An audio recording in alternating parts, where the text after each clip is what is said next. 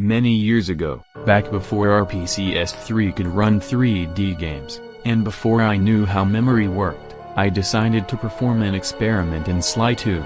I wanted to see if I could fall under the map for so long that my coordinates would flip over to the positives, letting me fall back onto the level from above. At the time I didn't know that floats couldn't do this, so I decided to try. I loaded into episode 4, flipped under the map, and left my PS3 on for a whole week, as I assumed that would be enough time. As I got further down, Sly got more and more distorted due to the floating point precision errors getting bigger. At the end of the week, I noticed Sly was no longer falling, and wasn't getting any more distorted. I realized that there would be no falling back onto the map, so I decided to poke around down here. When I pressed triangle, I noticed that the effect from the attack would stick around instead of going away. Realizing that there wasn't much to do down here, I entered the reload code to get out, only to find that it didn't work. I tried several more times, but the reload code still didn't work. I then tried a few other cheat codes, and none of them worked. I then realized I'd probably broken the game by letting my console overheat or something, so I decided to explore this broken game state while I still could, recording as I explored. When I eventually made it back to episode 4 and exited the safe house, the black cutscene bars never disappeared. Pausing and unpausing would temporarily fix this, but there was still more to see. For example, clicking down on the L3 button still brought up the clues and coins display, but they never disappeared. I then tried to save my game, but when it showed the prompt to press square or triangle, no buttons did anything. Through trial and error, I eventually figured out that I could get these frozen menus to slowly advance by holding the PS button to bring up the controller assignment menu, then closing it. When I tried this method on this save screen, I was greeted with a message I'd never seen before, stating that my save file was corrupted and autosave had been disabled. I then decided to name this broken state Void Corruption, as I assumed that these effects were caused by reaching the bottom of the map. I decided to explore as much as I could. Some points of interest include item collection screens requiring opening the controller reassignment menu many times to escape, cutscenes getting stuck until I opened that menu, and the cutscene bars displaying a previously unseen subtitle. Eventually I decided to quit, but I could never get this to happen again, even when reaching the bottom of the map a second time. Years later, it was discovered that everything that used a sequence relied on a timer, which was stored as a float in memory. It would start at 0 and start counting up when the game booted, never stopping, although this was found to not be true. Remember how I said that Sly eventually stopped falling in the void due to floating point precision errors? The further away a float is from 0, the less accurate it is. When a float gets past a certain point, it becomes unable to increase on its own due to the error being so large. This is why Sly stopped falling in the void and why he stopped distorting. However, this timer float also stopped eventually. It was discovered that waiting around 4.5 real-life days resulted in this timer reaching its limit, preventing it from naturally increasing. Everything that relied on a timer broke, such as cheat code recognition, HUD elements, and saving your game. From that point onward, that was the accepted explanation for the supposed void corruption glitch I'd found, and it worked on PS2 as well. Additionally, this float could be manually set to its limit, activating these effects at will. But wait, something's not right. Let's go back to the beginning of this explanation, because we missed something. Earlier in this video, I stated that when I reached the bottom of the map for the first time, the effect from the triangle button attack stuck around instead of disappearing. If that's the case, why didn't this happen anywhere else? As it turns out, I didn't just hit one timer's limit, but two. The second one was very recently explored. The timer float I mentioned earlier was for engine uptime, which counted up as long as the game was running. However, there's a second timer float for level uptime, which counted up as long as the current level is loaded, resetting back to 0 if the game is reloaded or another map is entered. The effects of reaching this float's limit are completely different. These two floats were recently found to act differently on PS3 compared to PS2, so let's observe PS2 first. When you boot up the game, the engine uptime and level uptime timers start counting up because the engine has started and Cairo has loaded. When the episode select screen is entered, the engine uptime keeps counting up, but the level uptime timer resets back to 0 and starts counting up again. I'm going to load into episode 2, where the level uptime timer resets yet again.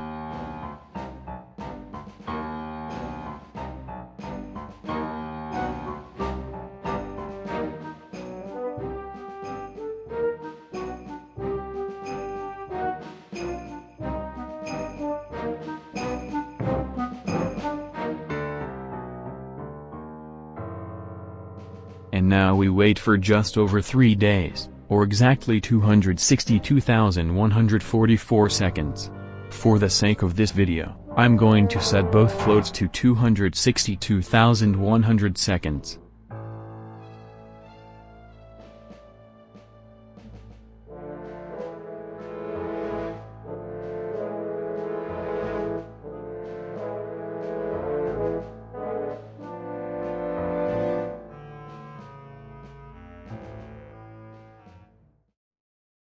The very moment the float is unable to count up any further, the world dies. Physics completely break down. Everything that animates freezes in place. Guards have no intention of moving anywhere. Newly spawned guards lock in place. Circle button objects put Sly into limbo. Most importantly, any loaded particle effects still get created, but don't disappear, which is why the triangle button slam effects stayed. On top of all that, the engine uptime timer has also reached its limit, so we get all the old void corruption effects too.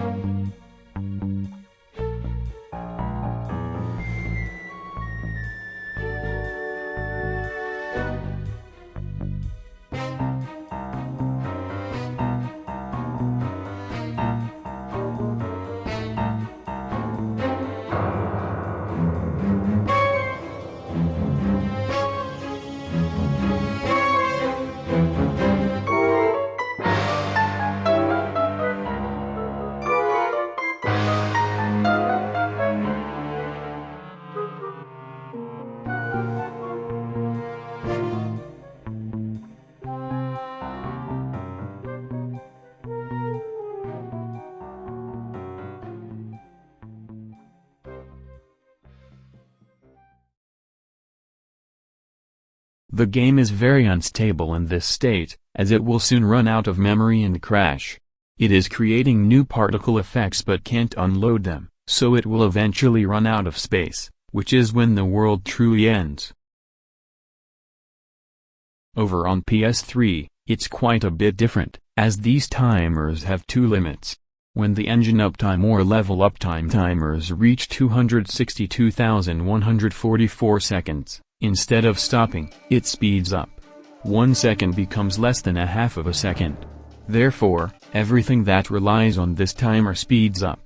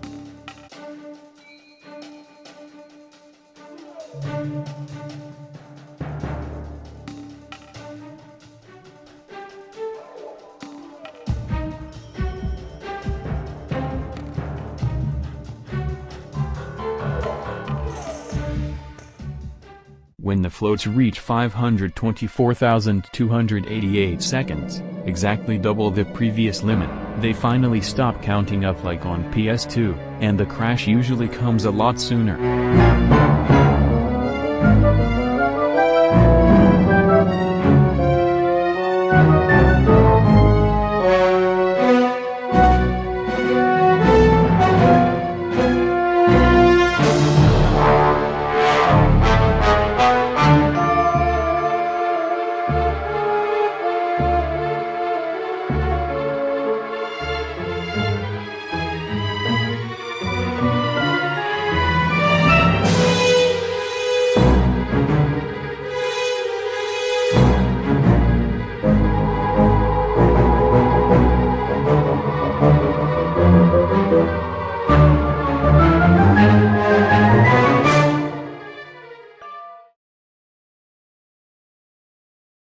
The reason I didn't see the triangle button slams particle effects everywhere is because I exited out to the episode select screen, which reset the level uptime timer to 0, while the engine uptime timer remained frozen.